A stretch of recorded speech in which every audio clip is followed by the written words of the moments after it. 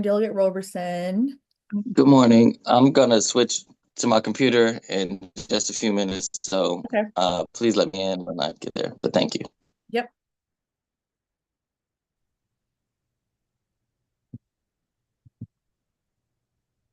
All right, we're live streaming. Okay. Good morning, everyone. It is 9:01 a.m. Delegate Wells. This is the meeting of the Local Revenue Subcommittee and Ways and Means. We have 3 bills for consideration this morning. We will begin with HB 59, tax sales and revisions. Stan, can you provide us an update on what this bill does and where we are on the bill? Sure. So I'll just quickly go through some of the major provisions of the bill. It requires withholding of owner-occupied properties when the lien is less than $1,000. Requires withholding of residential and religious properties when the lien is for water charges alone. Limits interest on owner-occupied properties to 10% a year. Has expedited procedures for local governments to take control of vacant and abandoned properties. It requires 90-day notice to tenants after a foreclosure judgment is entered before the new owner may take possession. Prohibits foreclosure action to begin until 12 months after the date of sale for owner-occupied property. Expands eligibility for the homeowner protection program to include heirs. The amendments that are in front of you would strike the provisions that require local governments other than Baltimore City to withhold properties from tax sale for water liens alone. Thank you. Is there a motion to adopt the amendments? I so move to adopt. Second. Okay. Discussion on the amendment?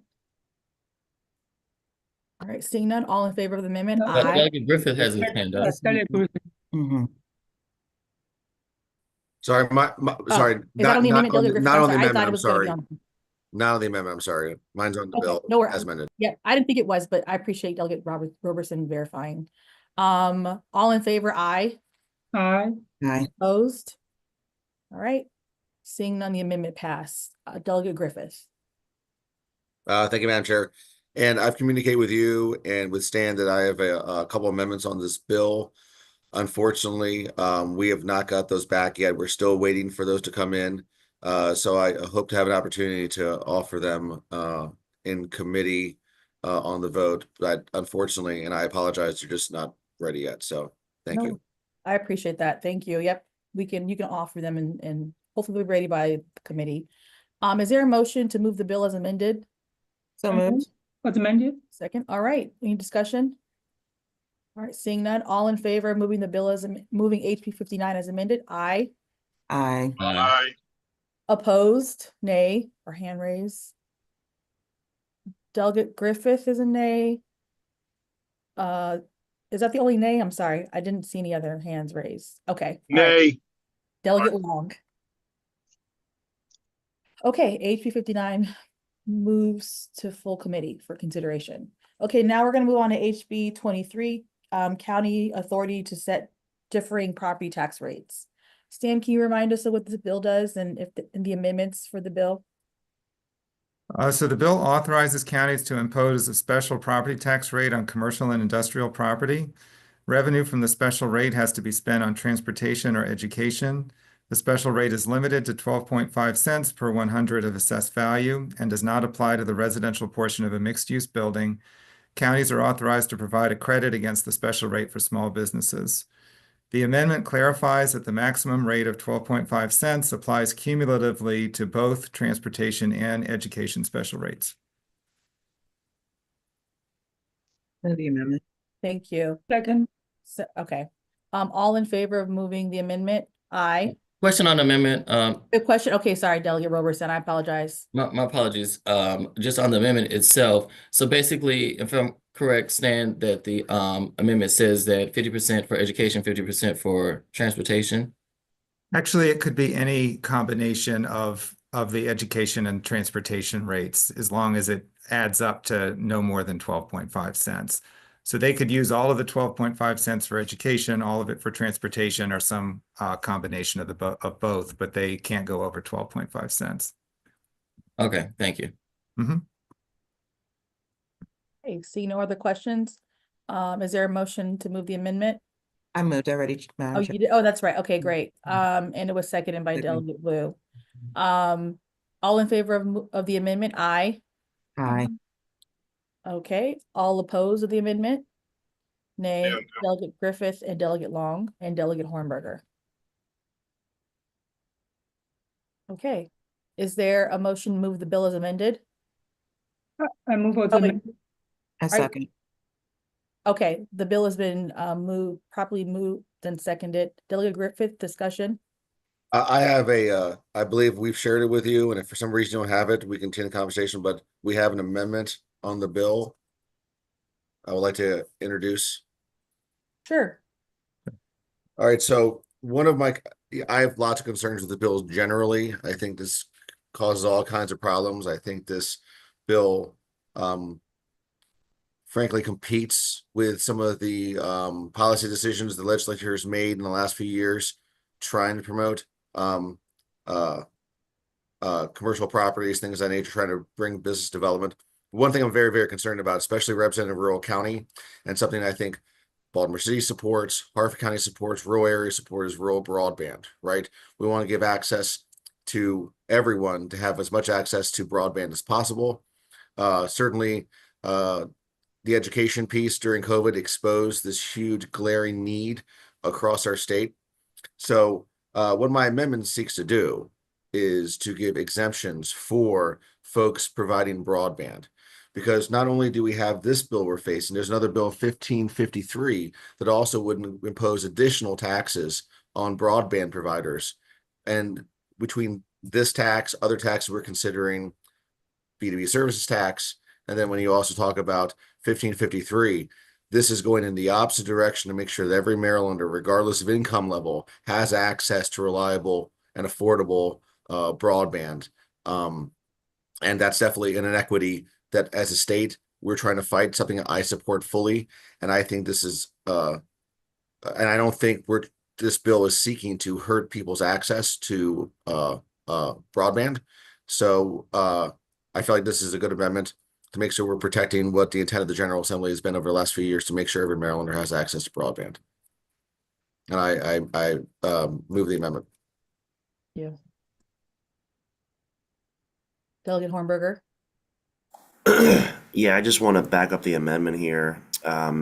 Especially in the rural areas, we've really struggled to get what they call the last mile out there on connectivity to houses. We have houses that are on farms that are, a half mile away from the road where the internet is laid down. And obviously the user can't pay for that. So in some of these remote areas, it's very difficult. We don't want to impede that at all. I think Cecil's at like 89%, 91% coverage right now. So I'd just like to vote to back up the amendment. Thanks. Okay. Okay, thank you for the amendment. I guess I would urge us to reject this amendment at this time. I do agree, broadband is an important issue in our state, important jurisdiction where we do have a lot of broadband needs. But just being frank that, this is not really the bill to address that. I know there's another bill that will really address that. I think this is an important bill for us because it does also have some optional credit capacities that can be enacted for small businesses as well. So I think there's opportunity to make sure we help address that. But I would just ask that we reject this amendment at this time because I don't think it should be included in the bill. And there is another pathway to address what's been flagged in the amendment. Delegate Miracle North. Thank you, Madam Chair. If it's okay, I would like to hear from Mako to kind of support, back up, or explain more regarding the counties overall and their use of broadband before we make a final decision, if that's okay. Sure. Kevin Canali. Thank you, Madam Chair. I thank you very much. I appreciate the amendment sponsor for talking this out and going through the language. Quite frankly, we're still a little unsure in regards to what this amendment seeks to do. If we're talking about office buildings, broadband providers, office space, certainly would urge you to reject the amendment. I would say that also this is an enabling bill and that this is something certainly that can come up at the local level. If a county decided to enact this legislation locally, there would be a public hearing, people could come and say their piece.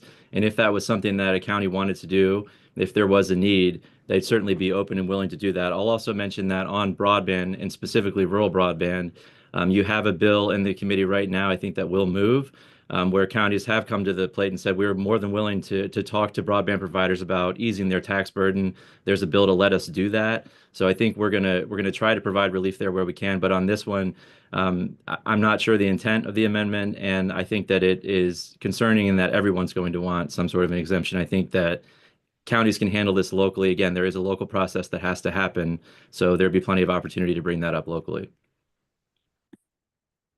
Okay, thank you, Kevin. Okay, seeing none, I don't know, was there a proper second on the amendment? Yeah, hamburger. Okay, Yeah, I hamburger. just want to make sure that we had that. Delegate Griffith, Oh, no, I was just saying, I was just responding to Delegate Hornberger, second the amendment. all in favor of the amendment, aye. Aye. All opposed, nay. Okay, seeing that, the amendment fails. Okay, is there any other amendments on the bill on HB 23?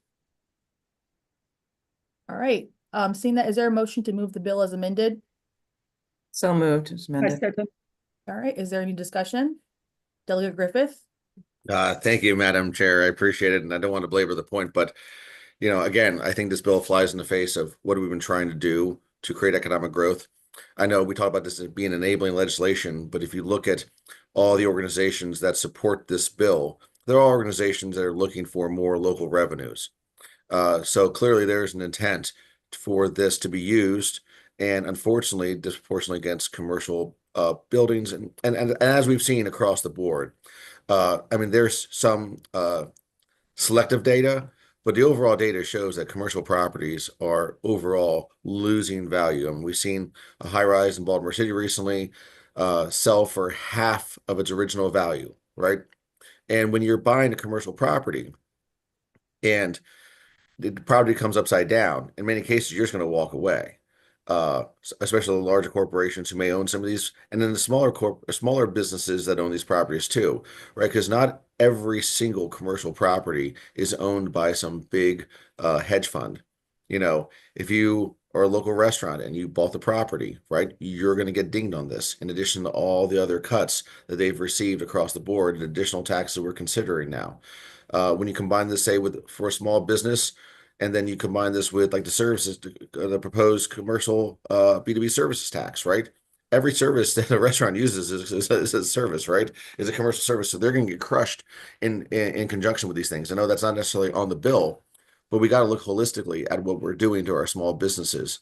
And so with this, the rain falls on the just and the unjust alike. So even if you have a big commercial property, and you have a lot of money and you're a huge hedge fund, fine.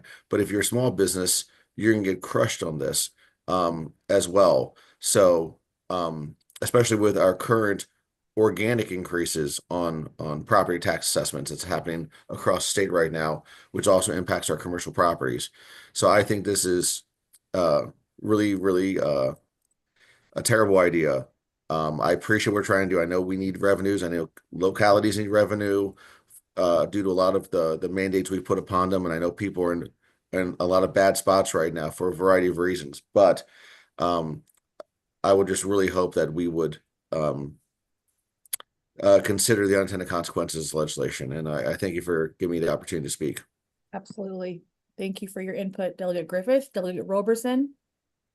Yeah, thank you, Madam Chair, and I appreciate the opportunity.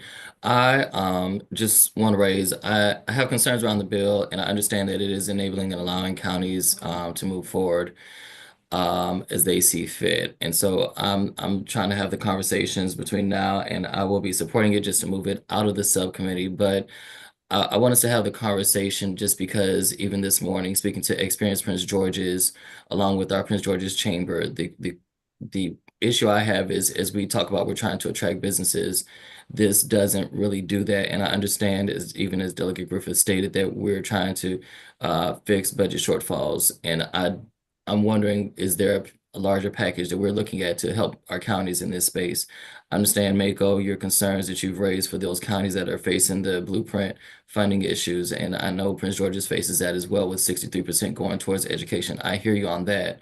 But my issue is we continue to look at attracting businesses. This continues to not do it just because I know we enable it, but I also know our counties will take advantage of that.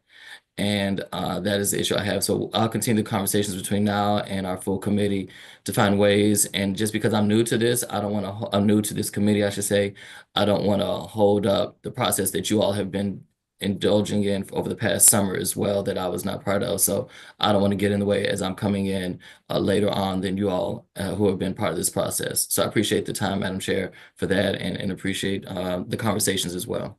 Yep. Thank you, Delegate Roberson. Delegate Miracle North. Thank you, Madam Chair. Just to explain my vote, I had a conversation with several business leaders just last week, and the conversations were not on taxes alone. It was on education and to a lesser extent transportation. So I appreciate the fact this is enabling for different counties to do what they have to do to not just make business happen in their county, but make it an inviting place to do business. If people are suffering education and there's lack of transportation, business cannot get done. So that's one of the reasons why I voted in favor for this, and always happy to continue the conversation before the full committee. Thank you, Delegate Miracle North. And I really do appreciate all the feedback from the committee. And I just wanted to also provide, a little bit of my perspective on it. I know that we're in tough financial straits. I also do understand that we want to find a balance, right? We have the delicate balance of supporting, not putting more burden on our property tax, our homeowners, which currently a lot of, and with the exception, I believe, of Prince George's, a lot of jurisdictions have the ability to raise those property taxes as they see fit. So there's really potentially no protection or reprieve on homeowners, right? And we know that is a significant concern. We also know that our businesses rely on our local services, right? Our roads.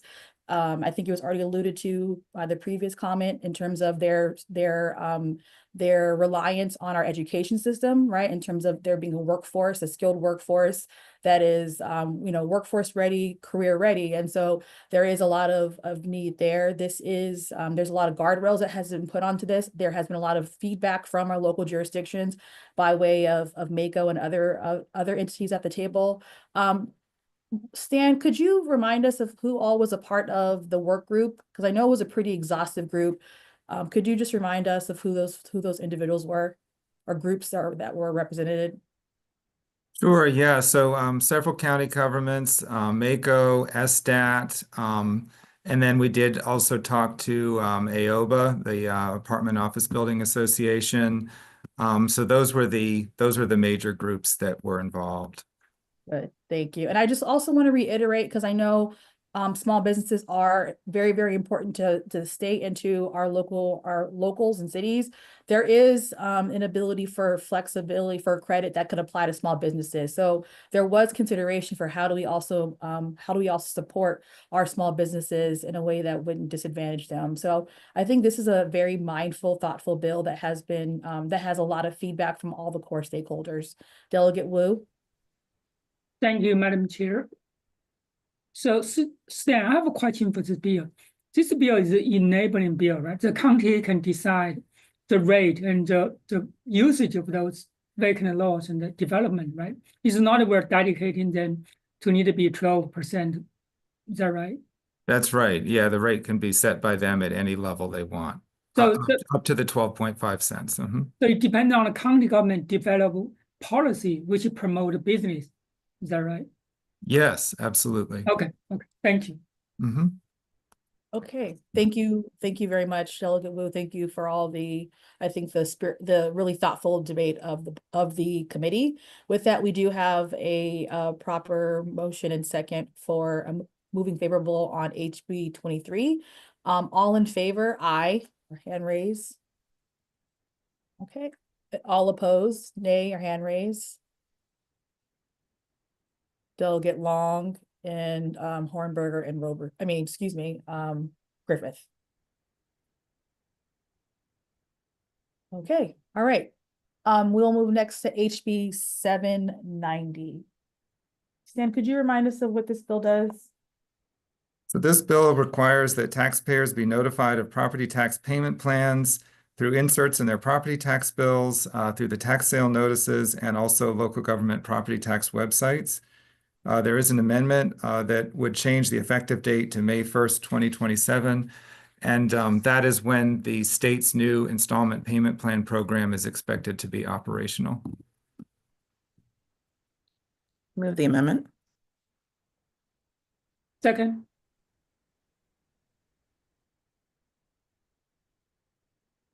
Was Yeah. on mute. About to say, Madam Chair, you're on mute. What I said, if you guys were lip readers, it was, is there any discussion first? That's what I said. Okay. Seeing none, all in favor of the amendment, aye. Aye. Or hand raised. All right, all opposed, nay. Okay, seeing none. Is there a motion to move the bill as amended? I move as amended. Second. Any discussion? Or seeing none, all in favor of moving of the bill as amended, aye. Aye. Opposed, nay. All right, seeing none, the bill moves favorably as amended. All right, so I want to thank you guys all for being flexible for us to be able to meet today.